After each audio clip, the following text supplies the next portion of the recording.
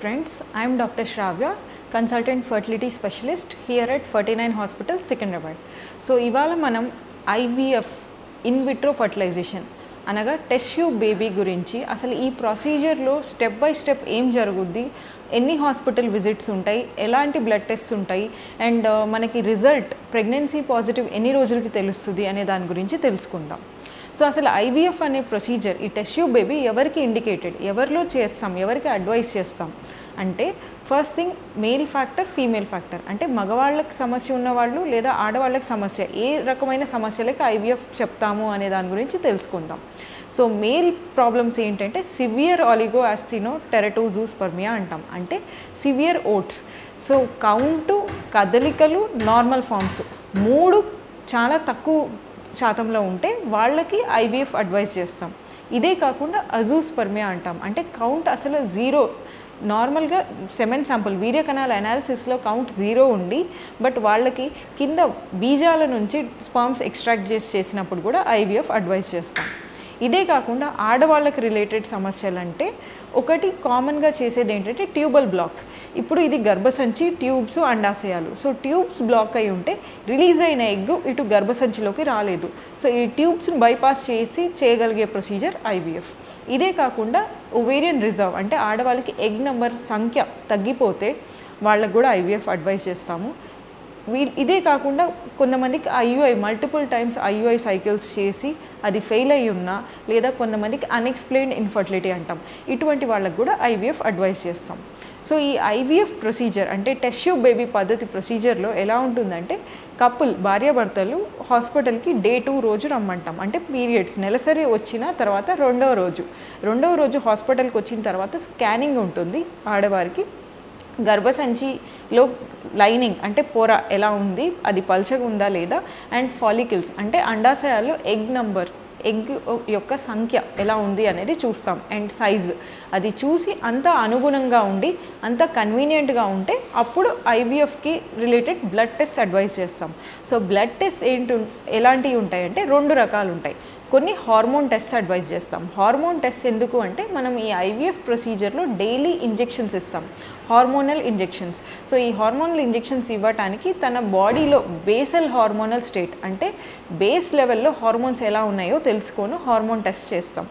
దాంతోపాటు కొన్ని ఈ ఐవీఎఫ్ ప్రొసీజర్లో ఏంటంటే మన టార్గెట్ ఏంటంటే అండాశయాల్లో ఎగ్స్ ఉంటాయి కదా, ఆ ఎగ్స్ నార్మల్గా ఆడవారికి నెలసరి వచ్చిన తర్వాత ఒక ఎగ్ పెరిగి రిలీజ్ అవుతుంది. మనం ఐవీఎఫ్లో టార్గెట్ ఏంటంటే 8 to 10 ఎగ్స్, అంటే 8 నుంచి 10 ఎగ్స్ ఒకేసారి పెరిగి వాటిని మనం బయటకు తీసే పద్ధతి ఐవీఎఫ్. సో మన టార్గెట్ ఏంటంటే అట్లీస్ట్ 7 to 10 ఫాలికల్స్, అంటే ఎగ్స్ ఉన్న బ్యాగ్, వాటర్ బ్యాగ్ని ఫాలికల్ అంటాం. ఈ ఫాలికల్స్ పెరగటానికి అవసరమైన ఇంజెక్షన్స్ ఇస్తాం. సో ఈ ప్రొసీజర్ మనం ఎలా అంటే డే 2 బ్లడ్ టెస్ట్ చూసుకొని డే 2 ఆర్ డే 3 అంటే 2వ రోజు లేదా 3వ రోజు నుంచి ఇంజెక్షన్స్, డైలీ ఇంజెక్షన్స్ స్టార్ట్ చేస్తాం. సో డైలీ ఇంజెక్షన్స్ ఉంటాయి అండ్ మధ్యలో స్కాన్ చూస్తాం. అంటే మనం ఇచ్చిన ఇంజెక్షన్ డోస్కి ఈ ఫాలికల్స్, ఈ ఎగ్స్ పెరుగుతున్నాయా లేదా, వాటి డెవలప్మెంట్ ఎలా ఉంది అని చూస్తాం. సో వాటి గ్రోత్ బట్టి ఫర్దర్ ఇంజెక్షన్ డోస్ అడ్జస్ట్మెంట్ జరుగుద్ది. సో ఈ ప్రొసీజర్ డైలీ ఇంజెక్షన్స్ అనేది యావరేజ్గా 10 రోజులు ఉంటాయి. కొంతమందికి బాడీ రెస్పాన్స్ బట్టి మారుద్ది. కొంతమందికి ప్రాబ్లీ 8 రోజుల్లోనే రెస్పాన్స్ రావచ్చు, కొంతమందికి 10 నుంచి 12 రోజుల్లో రెస్పాన్స్ రావచ్చు. సో యావరేజ్గా అందాజగా 10 రోజులు ఇంజెక్షన్స్ అనుకుంటే 10 రోజులు ఇంజెక్షన్స్ తర్వాత లాస్ట్ డే ఇంజెక్షన్ ఏంటంటే ఒక ఇంజెక్షన్ అర్ధరాత్రి ఉంటుంది. యూజువలీ ఆ ఇంజెక్షన్ ఇచ్చిన 35 గంటలకి ఎగ్ రిట్రీవల్, అంటే ఈ ఎగ్స్ని బయటకు తీసే ప్రొసీజర్ ఉంటుంది. సో 35 గంటల తర్వాత మత్తు ఇచ్చి ఎగ్స్ తీస్తాం. సో ఈ ఎగ్ రిట్రీవల్ ప్రొసీజర్ కోసం మీరు ఒక్కరోజు హాస్పిటల్లో ప్రొసీజర్కి రావాల్సి ఉంటుంది. ఆ రోజు ఉదయం వచ్చి ప్రొసీజర్ అయిపోయిన తర్వాత ఒక 4 to 5 hours తర్వాత మీరు కంఫర్టబుల్గా ఉన్నారో లేదో చూసి కంఫర్టబుల్గా ఉంటే డిశ్చార్జ్ చేస్తాం. సో ఈ ప్రొసీజర్కి హాస్పిటల్ అడ్మిషన్ అంటూ ఏం అవసరం ఉండదు. ఓన్లీ థింగ్ ఏంటంటే మనం ఆ రోజు మత్తు ఇచ్చేసి ప్రొసీజర్ టైం ఏంటంటే ఒక 15 నుంచి 30 నిమిషాలు ఉంటుంది. ఈ 15 నుంచి 30 నిమిషాల్లో ఎగ్స్ తీస్తాం మత్తు ఇచ్చేసి. సో అది ఎలా ఉంటుందంటే కడుపు మీద, పొట్ట మీద కోత అట్లాంటిది ఏమీ ఉండదు. కింద నుంచి వెజైనా దగ్గర నుంచి స్కాన్ చేసినట్టే అక్కడ నుంచే నీడిల్ వేసి ఈ అండాశయాల నుంచి ఎగ్స్ తీస్తాం. సో తీసిన ఎగ్స్ని స్పర్మ్స్తో అదే రోజు ఫర్టిలైజ్ చేస్తాం. సో ఈ ఫర్టిలైజేషన్ పద్ధతులు 2 రకాలు ఉంటాయి, ఐవీఎఫ్, ఇక్సీ. సో ఫర్టిలైజేషన్ పద్ధతే మారుద్ది. సో ఐవీఎఫ్ అన్న ఇక్సీ అన్న బేసిక్ ఒరిజినల్ ప్రొసీజర్ అయితే సేమ్, ఓన్లీ ఫర్టిలైజేషన్ పద్ధతి మారుద్ది. సో ఆ రోజు వీర్యకణాలతో ఫర్టిలైజ్ చేసి ఎంబ్రియో అంటే బేబీ ఫామ్ అవుద్ది. సో ఈ ఫామ్ అయిన బేబీని ల్యాబ్లో 3 రోజుల నుంచి 5 రోజుల వరకు గ్రో అవ్వటానికి కల్చర్ అంటే ఇంక్యుబేటర్లో పెడతాం. సో ఈ ఇంక్యుబేటర్ ఏంటంటే ఆడవారి గర్భసంచితో సమానంగా చూస్తాం. సో ఈ గర్భసంచిలో ఉండే కండిషన్స్ ఇంక్యుబేటర్, బయట బాక్స్లో ఉన్న ఇంక్యుబేటర్లో కండిషన్స్ మిమిక్ చేసి లోపల ఈ ఎంబ్రియో గ్రో అవుతే 3 నుంచి 5 రోజుల తర్వాత గర్భసంచి లైనింగ్ బాగున్నప్పుడు అదే ఎంబ్రియోని గర్భసంచిలోకి ట్రాన్స్ఫర్ చేస్తాం.